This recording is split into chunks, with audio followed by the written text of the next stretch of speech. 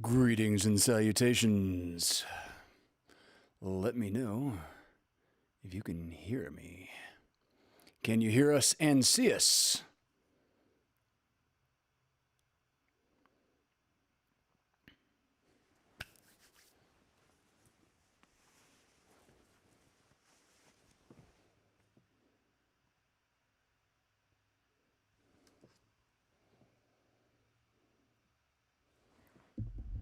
All right.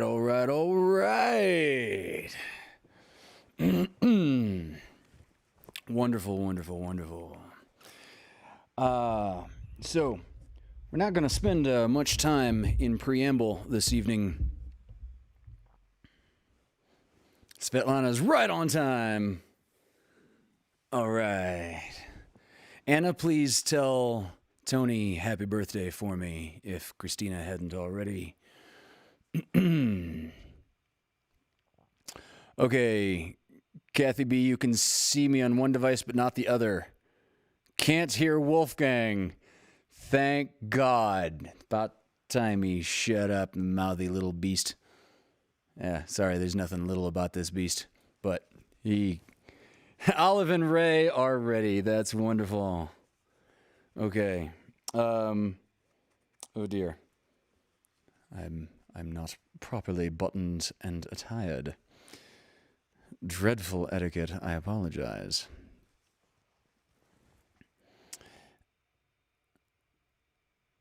So,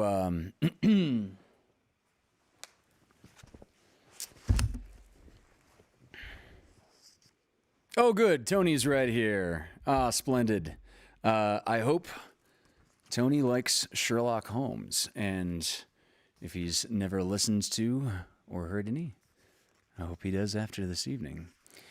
I want to start this evening just by lighting something quickly.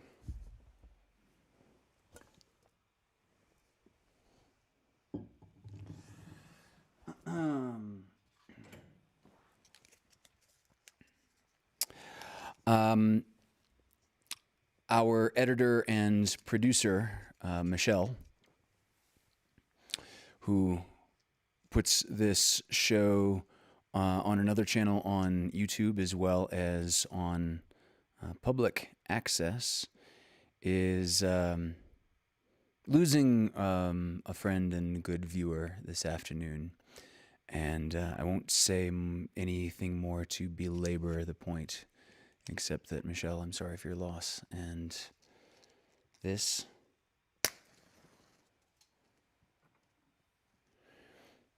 the candle burning for this evening's Fireside Tailes, episode 30,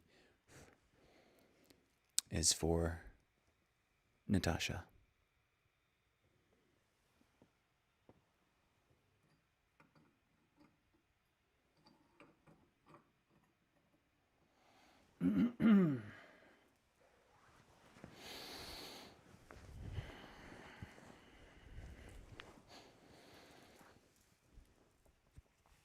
Yeah.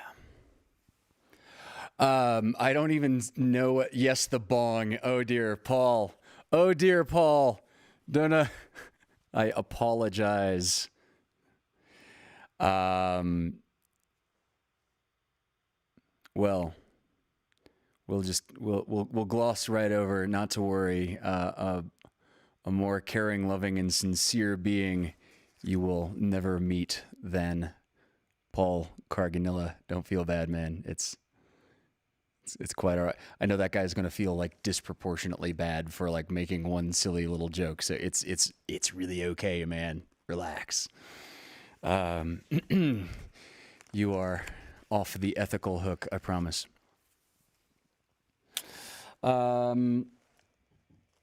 Funny enough,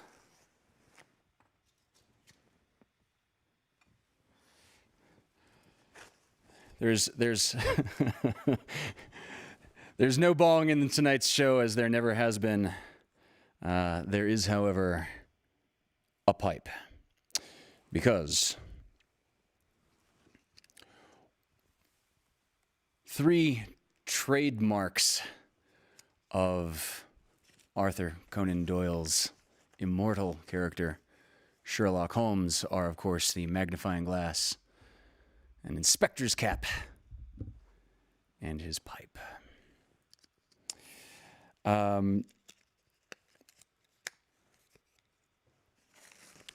A word on the protagonist, the narrator in this evening's story changes. There are several characters who tell the story.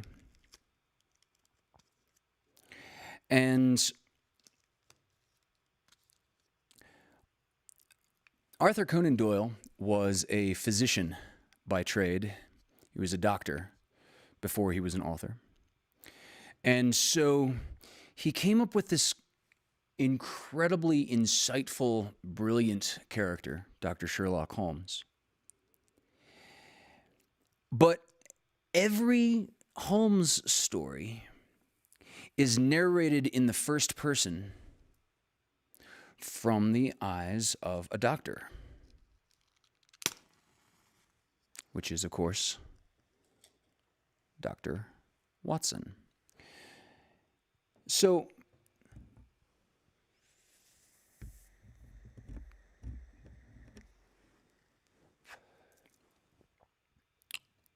Doyle's point in doing this was quite specific. He very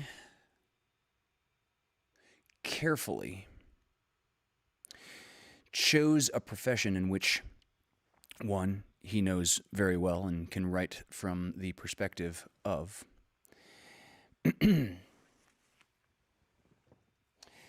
And two, he wanted the protagonist to be exceptionally intelligent. He wanted the audience to know, when cracking open the book, the first thing that I know is that this story is being told by an extremely intelligent, well-read, very well-educated point of view.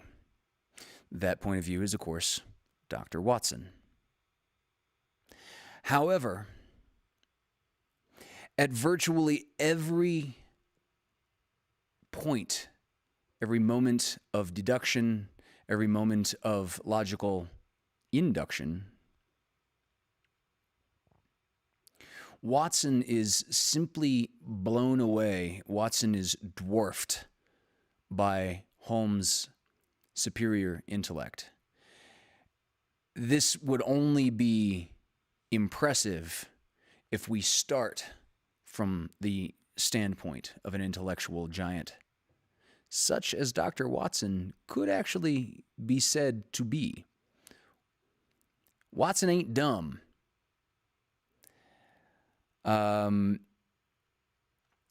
But we get this great insight as to what's going on in Holmes's mind as this very intelligent person needs to have his hand held while Holmes explains every little detail as though to a toddler.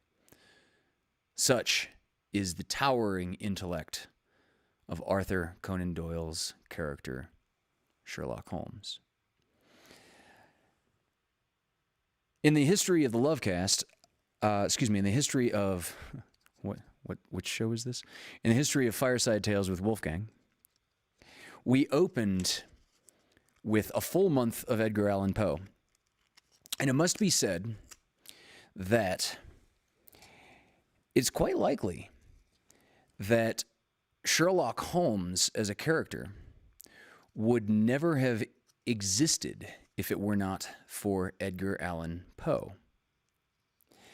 Edgar Allan Poe, fascinatingly enough, was something of a mythbuster in his time.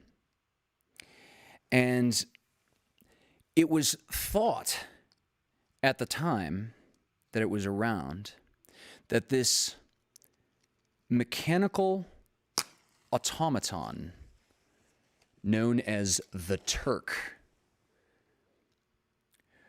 was a veritable chess-playing master.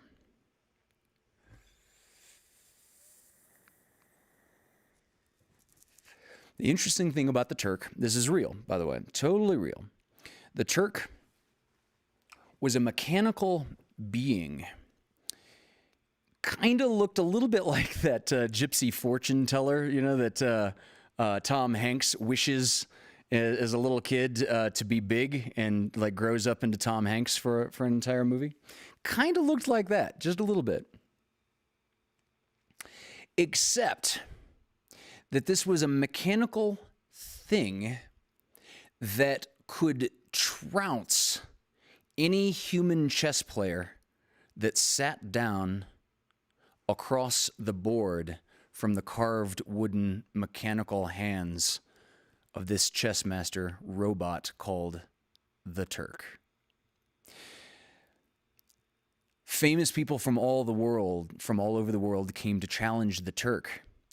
The Turk beat no other than Benjamin Franklin, who was the foreign diplomat to France at the time. And the Turk was on tour and kind of taking all comers. And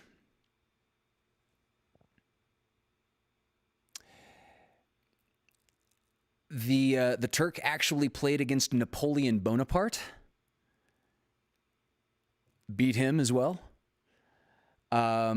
It was crazy. There seemed to be no human. I mean, first of all, no one had ever seen a machine so complex as to be able to reach down, pick up, and like move chess pieces reliably. This was a clockwork masterpiece. This you can't even quite describe it as steampunk because there was no steam component, right? It wasn't even that. However, spoiler alert on the Turk. The trick to it is that there was, of course, a little human hidden underneath the chessboard. And this little human was playing by candlelight, had his own chessboard in there. And essentially, he would creep in after they had showed the inside of the Turk's mechanical guts and showed the clockwork nature. Once they had closed the front doors, a back door would open and a guy would get inside. And this guy was, of course, a legitimate grand master of chess. The relevance to this evening's story and to Fireside Tales with Wolfgang is that Edgar Allan Poe got really fascinated by this and essentially debunked it, describing it as a magic act and describing exactly how he thought the thing would work. And he did so in a publication that was, of course, read by Arthur Conan Doyle. And this was a direct contribution to the inspiration of the protagonist Arthur Conan Doyle would name Sherlock Holmes and would ever only describe in second and third person through the eyes of Dr. Watson.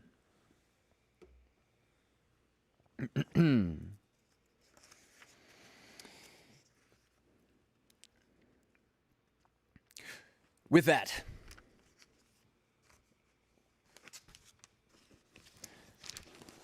Fireside Tales with Wolfgang presents to you The Red-Headed League by Arthur Conan Doyle.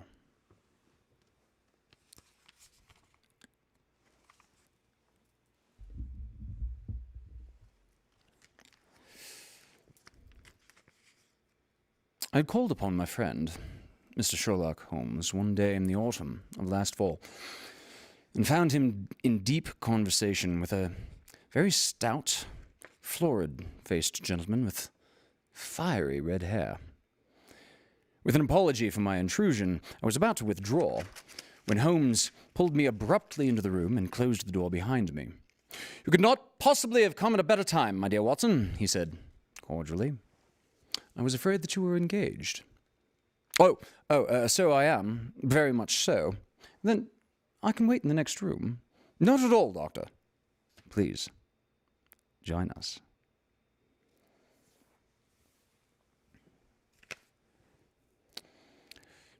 Mr. Wilson, Dr. Watson, here, has been my partner and helper in many of my most successful cases, and I have no doubt that he will be of the utmost use to me in yours also.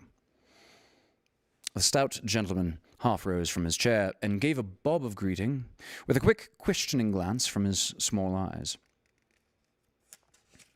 "Mr. Jabez Wilson here has been good enough to call upon me this morning and to begin a narrative which promises to be one of the most singular which I have listened to for some time. Watson, this man's story is certainly among the most unique that I have ever listened to.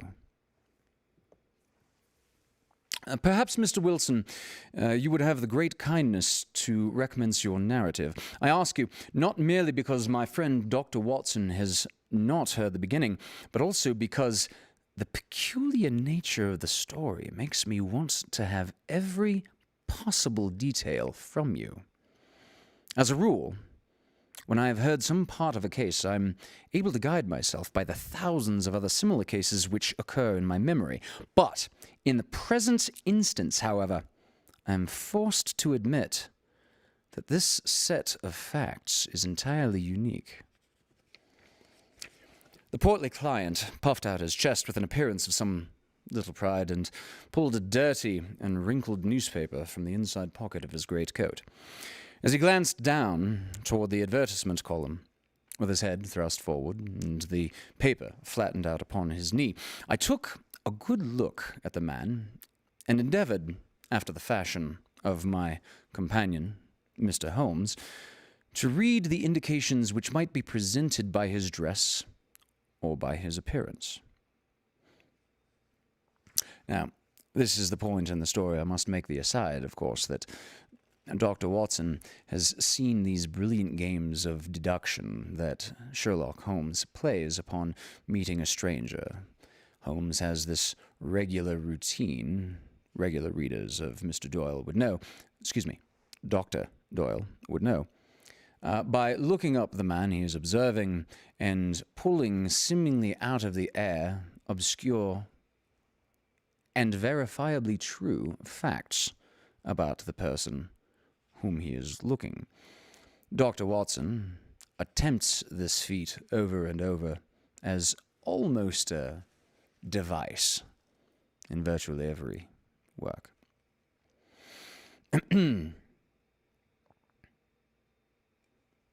So, picking up with Watson, after looking at this person, I did not gain very much, however, by my inspection. Our visitor bore every mark of being an average, commonplace British tradesman. Obese, pompous, slow. He wore rather baggy grey trousers, not over-clean black coat unbuttoned in the front, and a drab vest with a heavy brassy chain, and a square pierced by a bit of metal dangling down from the chain as an ornament. A frayed top hat and a faded brown overcoat lay upon the chair beside him.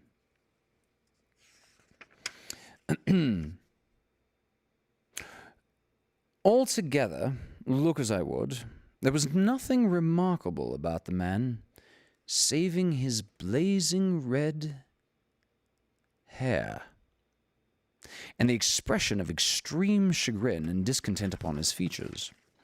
Sherlock Holmes' quick eye was alert to how I was trying to read this man's appearance, and he shook his head with a smile as he noticed my questioning glances. Holmes looked at me and said, "Beyond the obvious fact that he has at some time done manual labor, that he takes snuff, that he is a Freemason, that he has been in China, and that he has done a considerable amount of writing lately, I can deduce nothing else." Mr. Jabez Wilson started up in his chair with his forefinger upon the paper, but his eyes upon my companion. "How in the name of good fortune did you know all that, Mr. Holmes?" he asked. "How do you know, for example, that I did manual labour? I mean, it's true as gospel, for his lordship's sake, for I began as a ship's carpenter." "Your hands, my dear sir." "My dear. Grey, sir. Your hands, your paws." "Indeed. Your hands, my dear sir. Your right hand is quite a size larger than your left. You have worked with it, and the muscles are simply more developed." "Well, the snuff then. And how about the Freemasonry?" "I will not insult you by telling you how I read the snuff. And as for the second, as rather against the strict rules of your order, you are wearing the Freemason's arc and compass breastpin." "Ah, of course. I forgot that. But how about the writing then?" "What else could be indicated by that right cuff, so very shiny for 5 inches, from moving your arm upon the desk as you write, and the left one with the smooth patch near the elbow where you rest it upon the desk?" I should point out at this point that in this particular era, clothes were frequently reworn on a day-to-day basis. It was the dawn of the Industrial Revolution. So, garments, particularly of any fine or moderate make, were not nearly as plentiful as in today. People rewore their clothes habitually. "Right, so, well, what about China, then? How'd you know I've been to China?" "The fish that you have tattooed immediately above your right wrist could only have been done in China. I've made a small study of tattoo marks and have even contributed to the literature of the subject. That trick of staining the fish's scales a delicate pink is quite peculiar to China. When, in addition, I see a Chinese coin hanging from your watch chain, the matter becomes ever more simple." Mr. Jabez Wilson laughed heavily. "Well, I never," said he. "I thought at first you'd done something clever, but I see that there was nothing in it, in reality, nothing in it at all."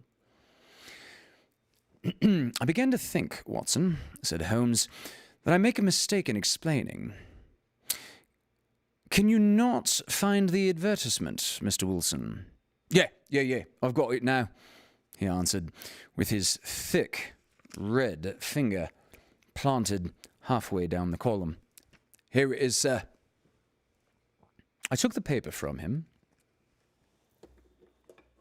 and read as follows. "To the Red-Headed League.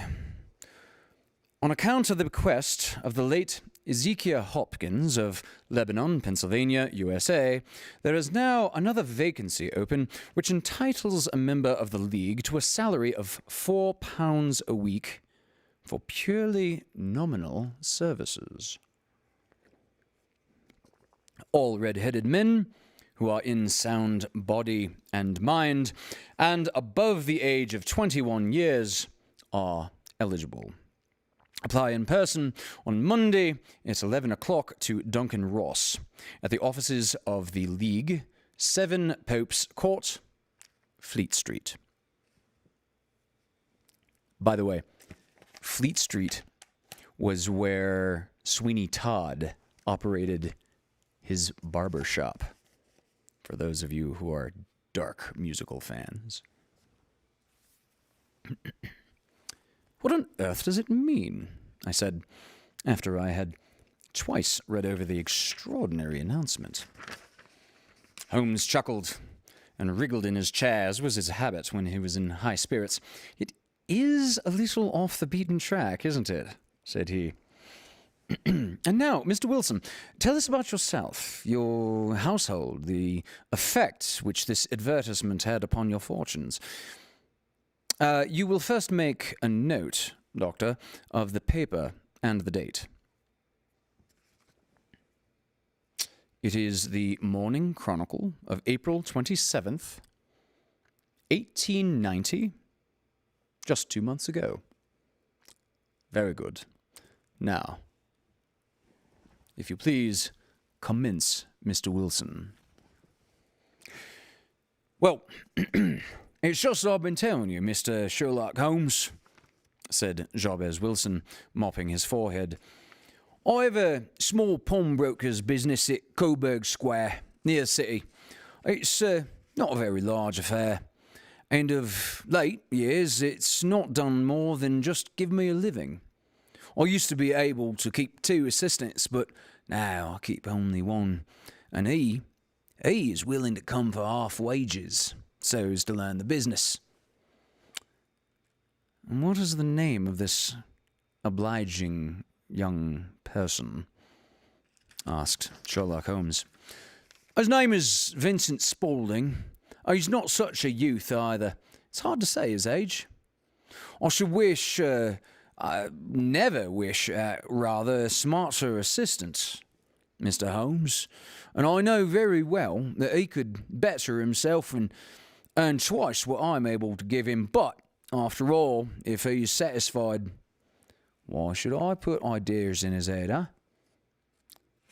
Why, indeed. You seem most fortunate in having an employee who comes for less than full market price. It's not a common experience among employers in this age. I think that your assistant is plausibly as remarkable as your advertisement. Oh, no. He has its faults too, said Mr. Wilson. Never was such a fellow for photography, snapping away with a camera when he ought to be improving his mind, and then diving down into the cellar like a rabbit into his hole to develop those pictures. That's his main fault, but on the whole, he's a good worker. There's no vice in him. He is still with you, then, I presume?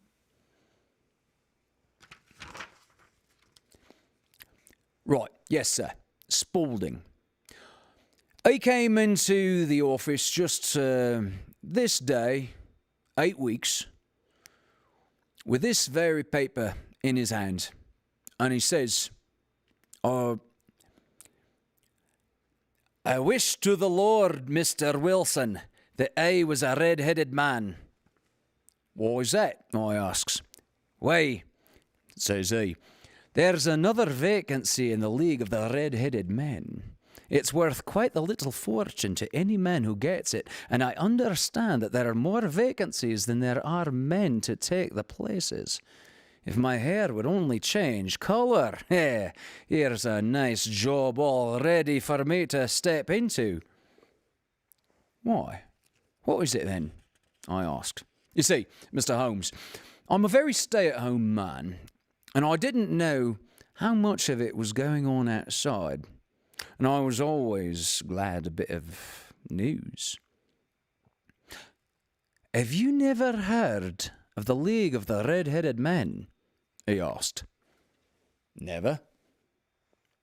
Why, I wonder at that, for you yourself are eligible for one of the vacancies.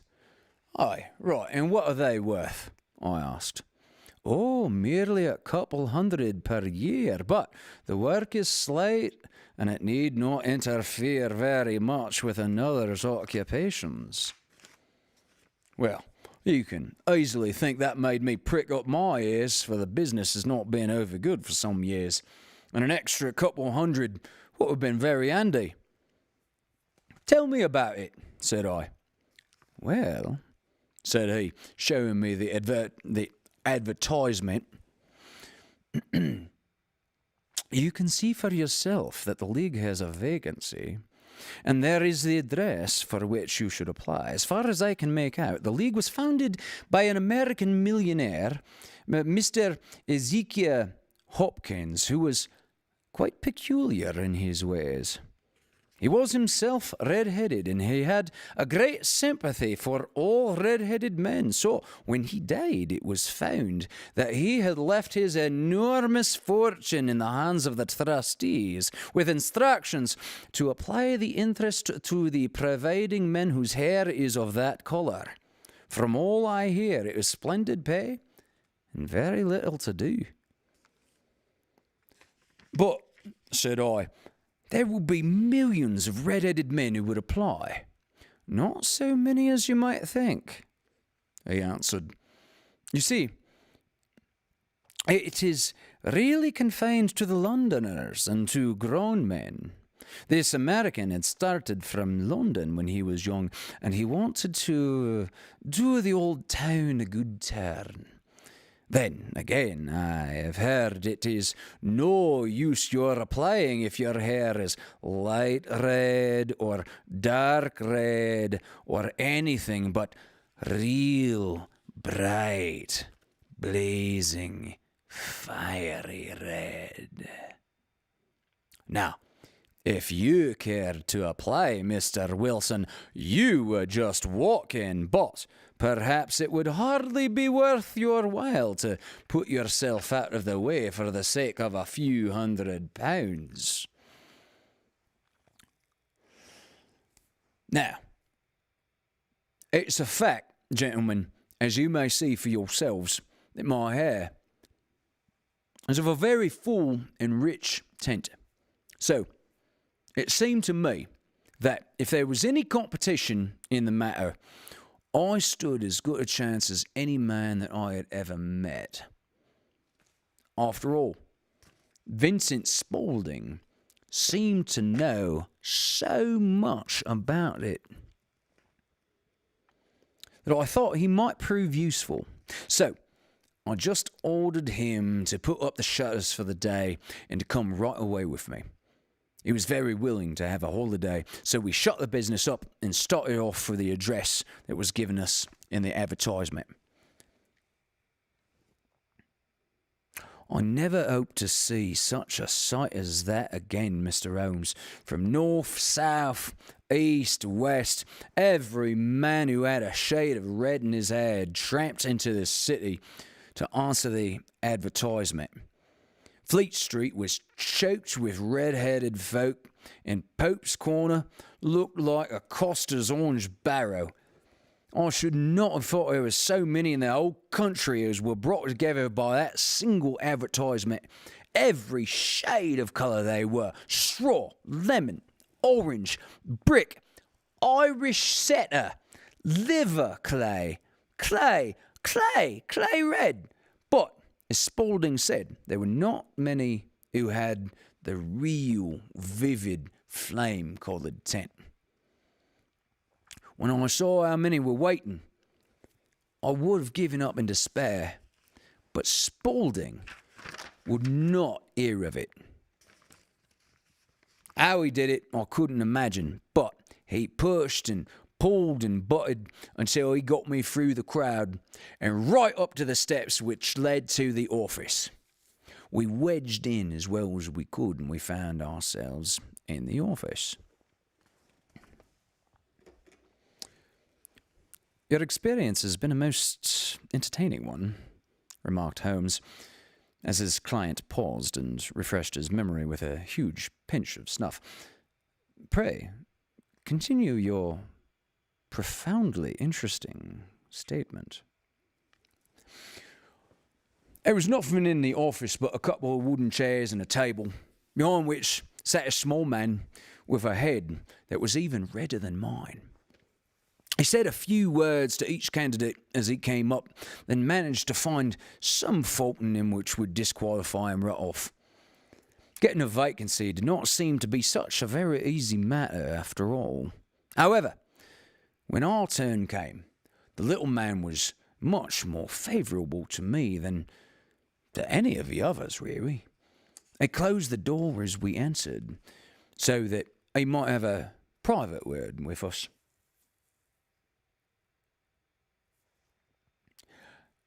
Right, this is Jabez Wilson, said my assistant, and he is willing to fill a vacancy in the league. Aye, and he is admirably suited for it, the other answered. He has every possible requirement. I cannot recall when I have seen anything so fine. He took a step backward, cocked his head on one side, and gazed at my hair until I felt quite bashful.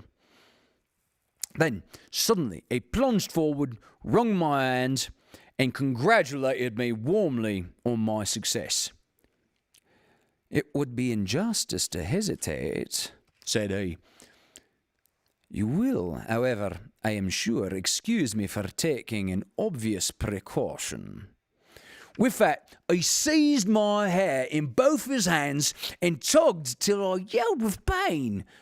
There's water in your eyes, said he, as he released me. I perceive that all is as it should be, but... Right, we have to be careful, for twice we have been deceived by Whigs, and even once by the audacity of paint. He stepped over to the window and shouted through it at the top of his voice that the vacancy was filled. A groan of disappointment came up from below, and the folks all trooped away in different directions till there was not a redhead to be seen except my own and that of the manager. My name, said he, is Mr. Duncan Ross, and I am myself one of the pensioners upon the fund left by our noble benefactor. Are you a married man, Mr. Wilson? Have you a family? I answered that I had not, and his face fell immediately. Dear me, he said gravely, that is serious indeed. I'm sorry to hear you say that. The fund was, of course, for the propagation and spread of the redheads, as well as for their maintenance. It's exceedingly unfortunate that you should be a bachelor. My face lengthened at this, Mr. Holmes, for I thought that I was not to have the vacancy after all. But, after thinking it over for a few minutes, he said that it might be all right.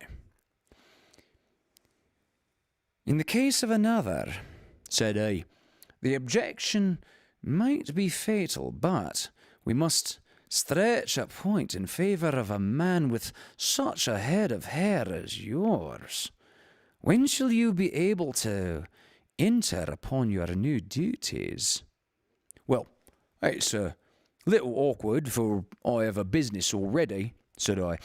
Never mind about that, Mr. Wilson, said Vincent Spaulding. I shall be able to look after that for you. What will be the hours? I asked. 10 to 2. Now, a pawnbroker's business is mostly done of an evening, Mr. Holmes, especially Thursday and Friday evening, which is just before payday. So, it would suit me very well to earn a little in the mornings. Besides, I knew that my assistant was a good man, and that he would see to anything that turned up. Such an intelligent bloke as he. That would suit me very well, said I. And the pay? Right, it's £4 a week. And the work is purely nominal. And what do you call purely nominal? Well, you have to be in the office, or at least in the building, the whole time. If you leave, you forfeit your whole position forever. The will is very clear upon that point. If you don't comply with the conditions, if you budge from the office during that time, well, it's only 4 hours a day, and I should not think of leaving, said I. No excuse will avail, said Mr. Duncan Ross. Neither sickness nor business nor anything else. There you must stay, or you will lose your billet. And the work is quite simply to copy out the Encyclopedia Britannica. There is the first volume of it in that press. You must find your own ink, pens and blotting paper, but we provide this table and chair. Will you be ready tomorrow? Certainly, I answered. Then goodbye, Mr. Jabez Wilson, and let me congratulate you once more on the important position in which you have been fortunate enough to gain. He bowed me out of the room, and I went home with my assistant, hardly knowing what to say or do. I was so pleased at my own good fortune. Well, I thought over the matter all day, and by evening I was in low spirits again, for I had quite persuaded myself that this whole affair must be some great hoax or fraud, though what its object might be, I couldn't imagine. It seemed together past belief that anyone could make such a will, or that they would pay such a sum for doing anything so simple as copying out of the Encyclopedia Britannica. Vincent Spaulding did what he could to cheer me up, but by bedtime I had reasoned myself out of the whole thing. However, in the morning I determined to have a look at it anyhow. So I bought a penny bottle of ink, and with a quill pen and sheets of paper, I started off for Pope's Court. Well, to my surprise and delight, everything was right as possible. The table was set out ready for me, and Mr. Duncan Ross was there to see that I got fairly to work. He started me off upon the letter A, and then he left me. But he would drop in from time to time to see that all was right with me. At 2 o'clock, he bade me good day, complimented me on the amount that I had written, and locked the door of the office after me. This went on day after day, Mr. Holmes, and on Saturday, trick of the memory, got to get the details right. On Saturday, the manager came in, planked down 4 golden sovereigns for my week's work of copying. It was the same next week, same the week after. Every morning, I was there at 10. Every afternoon, I left at 2. Mr. Duncan Ross took to coming in only once of a morning, then, after a time, he didn't come in at all. Still, of course, I never dared to leave the room for an instant, for I was not sure when he might come, and the billet was such a good one, and it suited me so well, I wouldn't risk the loss of it. 8 weeks passed like this, and I had written about abbots and archery and armour and architecture and Attica, and hoped with diligence that I might get onto the bees before very long. It cost me something in paper, and I had pretty nearly filled a shelf with my writings. Then, suddenly, the whole business came to an end. To an end? Yes, sir. And no later than this morning. I went to my work, as usual, at 10 o'clock, but The door was shut and locked, with a little square of cardboard hammered onto the middle of a panel with a tack. Here it is. You can read it for yourself. He held up a piece of white cardboard about the size of a sheet of notepaper. It read in this fashion: "The Red-Headed League is dissolved. October 9, 1890. Sherlock Holmes and I surveyed this curt announcement and the rueful face behind it, until the comical side of the affair so completely overtopped every other consideration that we both burst out into a roar of laughter. "I cannot see anything that is there that is funny," cried our client, flushing up to the roots of his flaming head. "If you can do nothing better than laugh at me, I can go elsewhere." No, cried Holmes, shoving him back into the chair from which he had half risen. "I really wouldn't miss your case for the world. It really is most refreshingly unusual. But there is, if you will excuse my saying so, something just a little funny about it."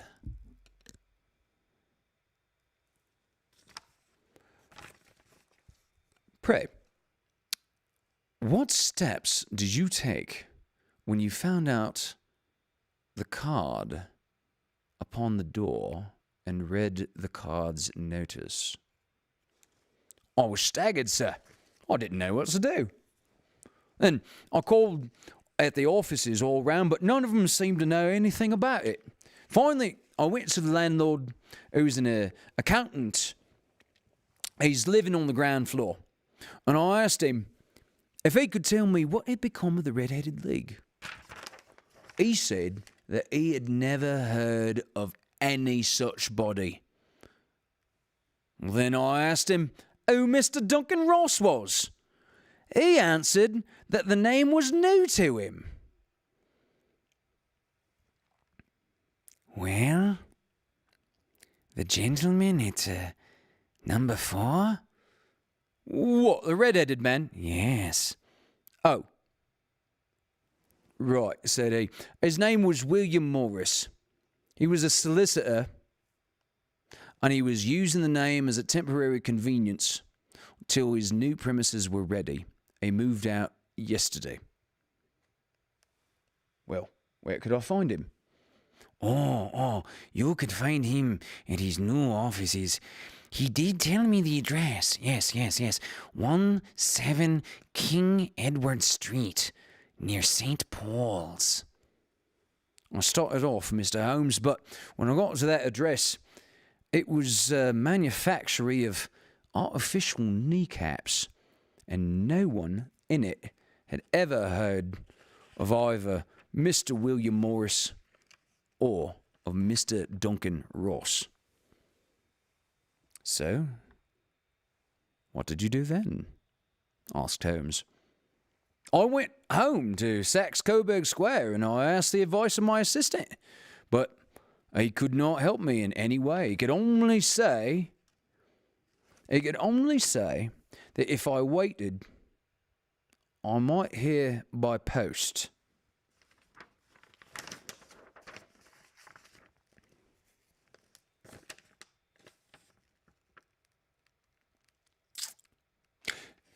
But that was not quite good enough, Mr. Holmes. I did not wish to lose such a place without a struggle. So, as I heard that you were good enough to give advice to poor folk who were in need of it, I came right away to you." "And you did very wisely," said Holmes. "Your case is an exceedingly remarkable one, and I shall be happy to look into it. From what you have told me, I think that it is possible that graver issues hang from it than might at first sight appear." "Grave enough," said Mr. Jabez Whittleson. "Why, I have lost £4 a week." "As far as you are personally concerned," remarked Holmes, "I do not see that you have any grievances against this extraordinary league." On the contrary, you are, as I understand, richer by some £30, to say nothing of the minute knowledge which you have gained on every subject which comes under the letter A. You have lost nothing by them. Ah, well, no, sir, but I want to find out more about them and who they are and what their object was in playing this prank, if it was a prank, upon me. It was a pretty expensive joke for them, for it cost them 200 and... It cost... No, doing my math wrong. Wish it cost them that much, but it cost them £30. We shall endeavour to clear up these points for you, but first, one or two questions, Mr. Wilson. This assistant of yours, who first called your attention to the advertisement, how long had he been with you? About a month then. How did he come? In answer to an advertisement. Was he the only applicant? No, I had a dozen. Why did you pick him? Oh, well, 'cause he was handy and would come cheap. At half wages, in fact. Yeah. What is he like, this Vincent Spaulding? Oh, he's a small, stout-built, very quick in his ways. No hair on his face, though he's not short of 30. Oh, he has a white splash of acid on his forehead. It's a funny little stain. Holmes sat up in his chair in considerable excitement. I thought as much, said he. Have you ever observed that his ears are pierced for earrings? Yes, sir. He told me that gypsies had done it for him when he was a lad. Said Holmes, sinking back in deep thought. He is still with you? Oh, yes, sir. I've only just left him. And has your business been attended to in your absence? Nothing to complain of, sir. I've never very much to do of a morning. Well, that will do, Mr. Wilson. I shall be happy to give you an opinion upon the subject in the course of a day or two. Today is Saturday, and I hope that by Monday we may come to a conclusion. Well, Watson, said Holmes, when our visitor had left us, what did you make of it all? I make nothing of it, I answered, frankly. It is a most mysterious business. As a rule, said Holmes, the more bizarre a thing is, the less mysterious it proves to be. It is your commonplace, featureless crimes which are really puzzling, just as a commonplace face is the most difficult to identify. But I must be prompt over this matter. What are you going to do, then? I asked. My short answer is to smoke, he answered. This is quite a three-pipe problem, and I beg that you won't speak of it. Give me at least 50 minutes.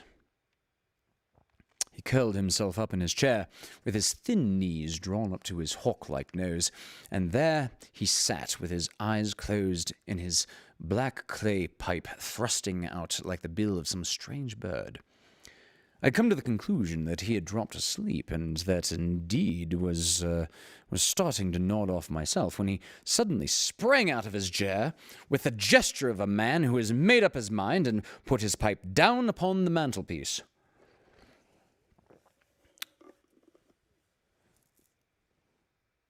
Sarah State plays at the St. James Hall this afternoon, he remarked.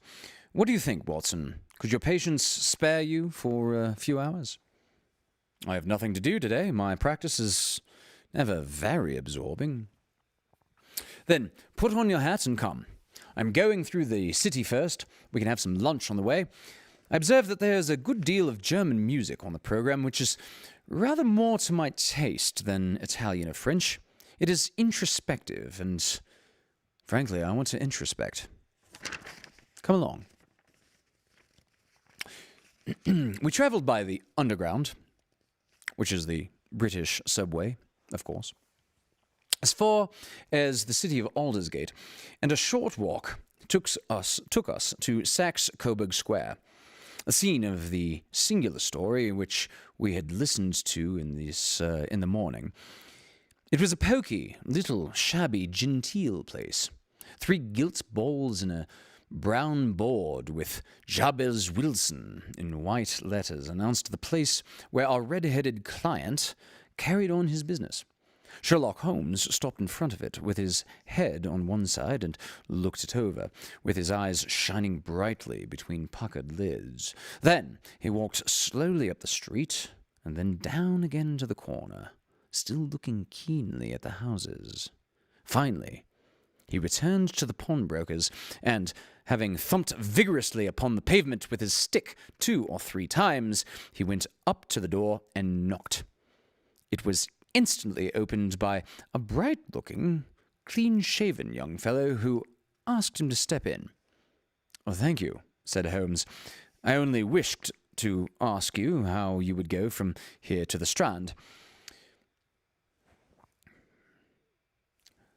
"Third right, fourth left," answered the assistant, promptly, closing the door. "Smart fellow, that," observed Holmes as we walked away. "He is, in my judgment, the 4th smartest man in all of London, and for daring I'm not sure that he has not a claim to be 3rd. I've known something of him before."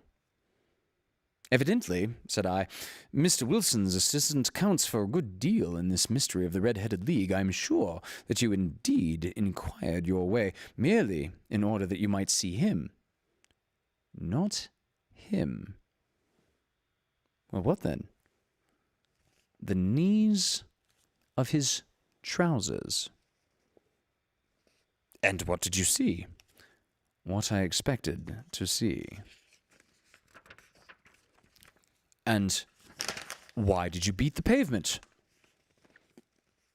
"My dear doctor, this is a time for observation, not for talk. We are spies in an enemy's country. We know something of Saxe-Coburg Square. Let us now explore the parts which lie behind it. Let me see," said Holmes, standing at the corner and glancing along the line. "I should like just to remember the order of the houses here. It's a hobby of mine to have an exact knowledge of London. There is Mortimer's, the tobacconist, the little newspaper shop, the Coburg branch of the City and Suburban Bank, the vegetarian restaurant, McFarlane's carriage building depot. That carries us right on to the other block. And now, Doctor, we've done our work, so it's time we had some play. A sandwich and a cup of coffee, then off to Violin Land, where all is sweetness and delicacy and harmony, and there are no red-headed clients to vex us with their conundrums." My friend was an enthusiastic musician, being himself not only a very capable performer, but a composer of no ordinary merit. All the afternoon he sat wrapped in the most perfect happiness, gently waving his long, thin fingers in time to the music. "You want to go home, no doubt, Doctor," he remarked as we emerged from the performance hall. "Yes, it would be as well. And I have some business to do which will take some hours. This business at Coburg Square is serious." "Why serious?" "A considerable crime is in contemplation. I have every reason to believe that we shall be in time to stop it, but today being Saturday rather complicates matters. I shall want your help tonight." "At what time?" 10 will be early enough. I shall be at Baker Street at 10. Very well. And I say, Doctor, there may be some danger, so kindly put your army revolver in your pocket. He waved his hand, turned on his heel, and disappeared in an instant among the crowd. I trust that I am not more dense than my neighbors, but I was always oppressed with a sense of my own stupidity in my dealings with Sherlock Holmes. Here, I had heard what he had heard. I had seen what he had seen. And yet, from his words, it was evident that he saw clearly not only what had happened, but what was about to happen. While to me the whole business was still confused and grotesque. Why should I go armed? I had the hint from Holmes that this smooth-faced pawnbroker's assistant was a formidable man, a man who might play a deep game. I tried to puzzle it out, but decided to set the matter aside until tonight should bring an explanation. It was 9:15 when I started from home and made my way across the park to Baker Street. 2 carriages were standing at the door, and as I entered, I heard the sound of voices from above.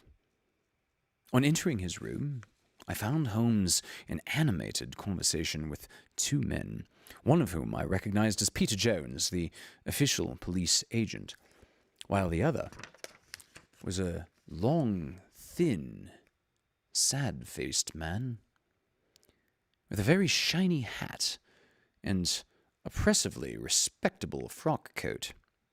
"Ha! Our party is complete," said Holmes, buttoning up his jacket and taking his hunting crop from the rack. "Watson, I think you know Mr. Jones of Scotland Yard. Let me introduce you to Mr. Merryweather, who is also to be our companion in tonight's adventure." "Oh, I hope Wild Goose Chase may not prove to be the end of our chase," observed Mr. Merryweather gloomily. "You may place considerable confidence in Mr. Holmes, sir," said Mr. Police Agent Jones loftily. "He has his own little methods, but he has the makings of a detective in him. He has been more often correct than our official police force." "I think you will find," said Sherlock Holmes, "that you will play for a higher stake tonight than you have ever done yet, Mr. Merryweather, and that the play will be more exciting. For you, the stake will be of some £30,000, and for you, Jones, it will be the man upon whom you wish to lay your hands. John Clay, the murderer, thief, and forager. He's a young man, Mr. Merryweather, but he's at the head of his profession, and I would rather have my bracelets on him than on any criminal in London. He's a remarkable man, this young John Clay. His grandfather was a royal duke, and he himself has been to Eton and to Oxford. His brain is as cunning as his fingers, and though we meet signs of him at every turn, we never know where to find the man himself. He'll crack a safe in Scotland one week and be raising money to build an orphanage in Cornwall the next. I've been on his track for years and have never set eyes on him yet. I hope that I may have the pleasure of introducing you tonight. I've had 1 or 2 little turns also with Mr. John Clay, and I agree with you that he is at the head of his profession. It is past 10, however, and quite time we started. If the 2 of you will take the first carriage, Watson and I will follow in the second." Sherlock Holmes was not very communicative during the long drive, and lay back in the cab, humming the tunes which he had heard in the afternoon. We rattled through an endless labyrinth of gaslit streets until we emerged onto Farringdon Street. "We are close there now," my friend Holmes remarked. This fellow Merriweather is a bank director and personally interested in the matter. I thought it well to have Jones with us also. He's not a bad fellow, though an absolute imbecile in his own profession. He has one positive virtue. He's as brave as a bulldog and tenacious as a lobster when he gets his claws upon anyone. Ah, here we are. And they are waiting for us. We had reached the same crowded thoroughfare in which we had found ourselves in the morning. Our cabs were dismissed, and following the guidance of Mr. Merriweather, we passed down a narrow passage and through a side door, which he opened for us. Within, there was a small corridor which ended in a very massive iron gate. This was also opened and led down a flight of winding stone steps which terminated at another formidable gate. Mr. Merriweather stopped to light a lantern and conducted us down a dark, earth-smelling passage. And so, on we went into a huge vault or cellar, which was piled all round with crates and massive boxes. "You are not very vulnerable from above," Holmes remarked, as he held up the lantern and gazed about him. "Nor from below," said Mr. Merriweather, striking his stick upon the flags which lined the floor. "Why, dear me, it sounds quite hollow," he remarked, looking up in surprise. "I really must ask you to be a little more quiet," said Holmes severely. "You have already imperiled the whole success of our expedition. Might I beg that you would have the goodness to sit down upon one of those boxes and not to interfere, sir?" The solemn Mr. Merriweather perched himself upon a crate with a very injured expression upon his face. Holmes knelt down upon the floor, and, with the lantern and a magnifying lens, began to examine minutely the cracks between the stones. A few seconds sufficed to satisfy him, for he sprang to his feet again and put his glass in his pocket.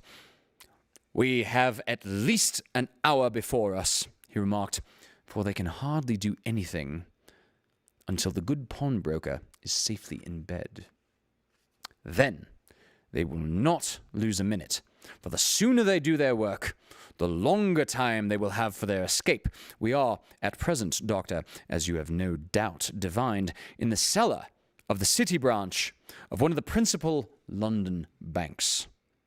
Mr. Merriweather is the chairman of the directors, and he will explain to you that there are reasons why the more daring criminals of London should take a considerable interest in this cellar at present." "It is our French gold," whispered the director. "We have had several warnings that an attempt might be made upon it." "Your French gold?" "Yes, we had occasion some months ago to strengthen our resources and borrowed for that purpose 30,000 Napoleons from the Bank of France. It has become known that we have never had occasion to unpack the money, and that it is still lying in our cellar.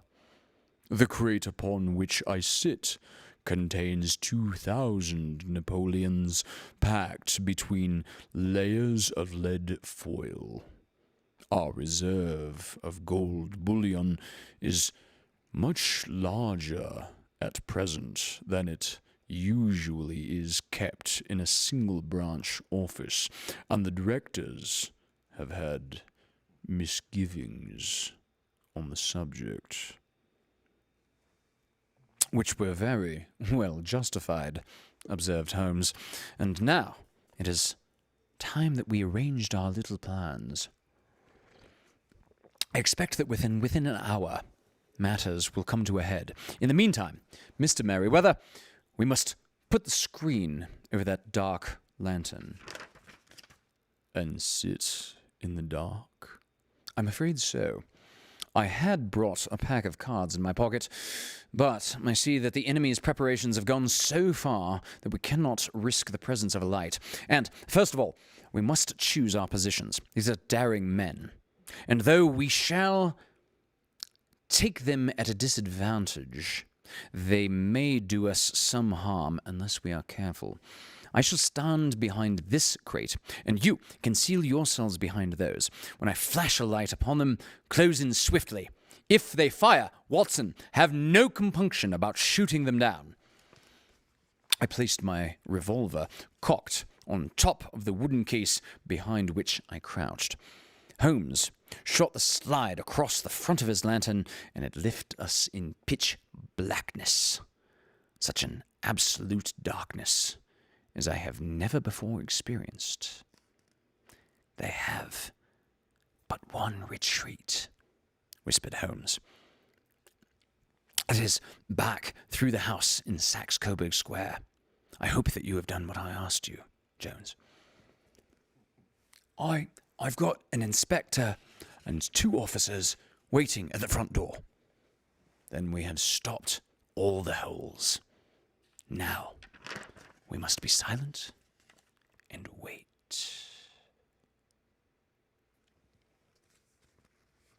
From comparing notes afterward, it was but an hour and a quarter, yet it appeared to me that the night must have almost finished, and the dawn should be breaking above us. Suddenly, my eyes caught the glint of a light. Then it lengthened out until it became a yellow line, and from the opening, a hand appeared. A white, almost womanly hand, which felt about in the little area of light. Then it was withdrawn as suddenly as it had appeared, and all was dark again, save the single lurid spark which marked a chink between the stones. Its disappearance, however, was but momentary. With a rending, tearing sound, one of the broad white stones turned over upon its side and left a bright, gaping hole through which streamed the light of a lantern. Over the edge there peeped a clean-cut, boyish face, which looked keenly about, and then, with a hand on either side of the aperture, drew itself shoulder-high and waist-high until one knee rested upon the edge. In another instant, he stood at the side of the hole and was hauling after him a companion, lithe and small, like himself, with a pale face and a head of very red hair. "Right, it's all clear," he whispered. "Have you the chisel and the bags?" "Oh, great Scott! Jump, Archie, jump, and I'll swing for it." Sherlock Holmes had sprung out and seized the intruder by the collar. The other dived down the hole, and I heard the sound of rending cloth as Police Agent Jones clutched at the runner's jacket. The light flashed upon the barrel of a revolver, but Holmes' hunting crop came down upon the man's wrist, and the pistol clinked upon the stone floor. "It is no use, John Clay," said Holmes with very little emotion. "You have no chance at all." "So I see," the other answered with the utmost coolness. "I fancy that my pal is all right, though I see you have got his coattails." "There are 3 men waiting for him at the door," said Holmes. "Ah, right, indeed. You seem to have done the thing very completely." "I must compliment you." "And I you," Holmes answered. "Your red-headed idea was quite new and effective." You'll see your pal presently again," said Jones. "He's quicker at climbing down holes than I am." Right, I beg that you will touch me not with your filthy hands, remarked our prisoner as the handcuffs clattered upon his wrists. You may not be aware that I have royal blood in my veins. Have the goodness also, when you address me, always to say, sir, and please. All right, said Jones, with a stare and a small laugh. Well, would you please, sir, march upstairs where we can get a cab to carry your highness to the police station? That is better, said John Clay serenely. He made a sweeping bow to the three of us and walked quietly off in the custody of the detective. Really, Mr. Holmes, said Mr. Merriweather as we followed them from the cellar, I do not know how the bank can thank you or repay you. There's no doubt that you have detected and defeated, in the most complete manner, one of the most determined attempts at bank robbery that have ever come within my experience.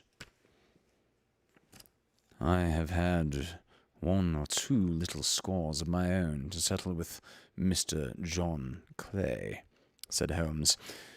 I've had some small experience over this matter, which I shall expect the bank to refund. But, beyond that, I am amply repaid by having had an experience which is in many ways unique, and by hearing the very remarkable narrative of the Red-Headed League. You see, Watson, he explained, in the early hours of the morning, as we sat over a glass of whiskey and soda in Baker Street, it was perfectly obvious from the first that the only possible object of this rather fantastic business of the advertisement of the League and the copying of the encyclopedia must be to get this not overbright pawnbroker out of the way for a number of hours every day. It was a curious way of managing it, but, really, it would be difficult to suggest a better one. The method was no doubt suggested to Clay's ingenious mind by the color of his accomplice's hair. The £4 a week was a lure which must draw him, and what was such an amount to them who were planning a heist for thousands? They put an advertisement in the paper. One rogue has the temporary office, the other rogue incites the man to apply for it, and together they manage to secure his absence every morning in the week. From the time I heard of the assistant having come for half wages, it was obvious to me that he had some strong motive for securing the situation. But how could you guess what the motive was? Had there been women in the house, I should have expected a mere vulgar intrigue. That, however, was out of the question. The pawnbroker's business is a small one, and there was nothing in his house which could account for such elaborate preparations, and also such a large expense to pay the man for the pretense, as it were. It must, then, be something out of the house. What could it be? I thought of the assistant's fondness for photography, and his trick of vanishing into the cellar. The cellar. There was the end of this tangled clue. Then I made inquiries as to this mysterious assistant, and I found that I had to deal with one of the coolest and most daring criminals in London. He was doing something in the cellar, something which took many hours a day for months on end. What could it be? I could think of nothing, save that he was running a tunnel to some other building.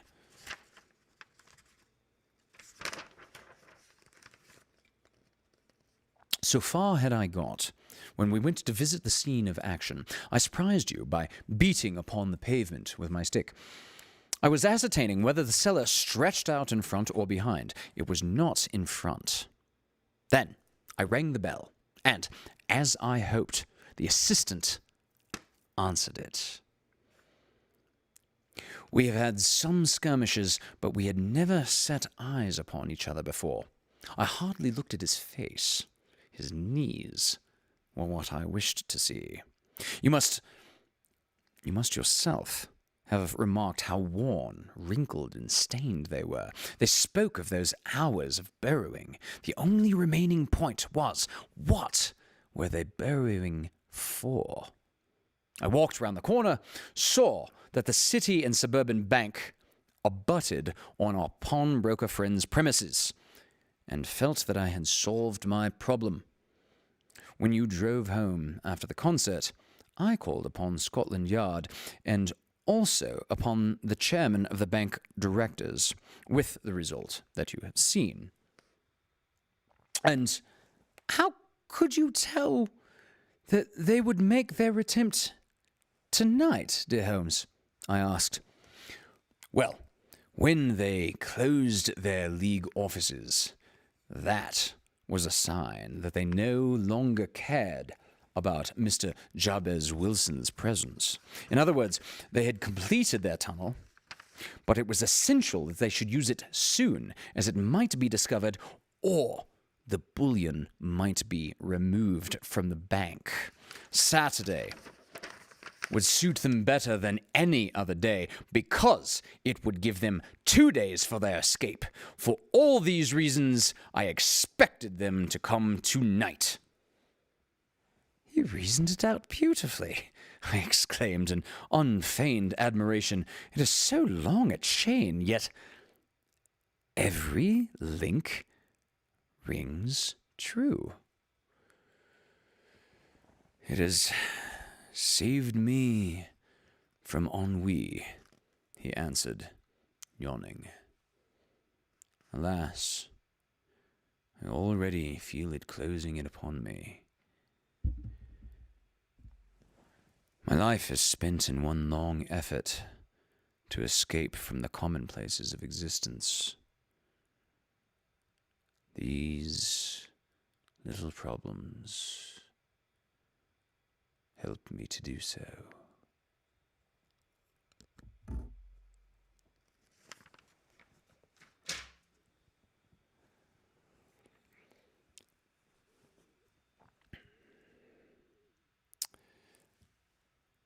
Thank you. Let me switch gears with my voice. Okay, American again. Thank you for joining us for Fireside Tales with Wolfgang, episode 30. I'm going to give just a moment of closing on this fire this evening for folks to say goodbye in the chat, because it is time for us to log off and go to the Vaudacity network. There's going to be some very laid back, chill evening music happening probably a minute ago. So, thank you again for joining us. Now is a good time to repack the pipe, refill your beverage, and I'll be in the chat over at the Vaudacity network. Join us for Lovecast this coming Thursday at 6 o'clock. And if you are able, please throw something into the virtual tip jar, Venmo and PayPal below. Thank you.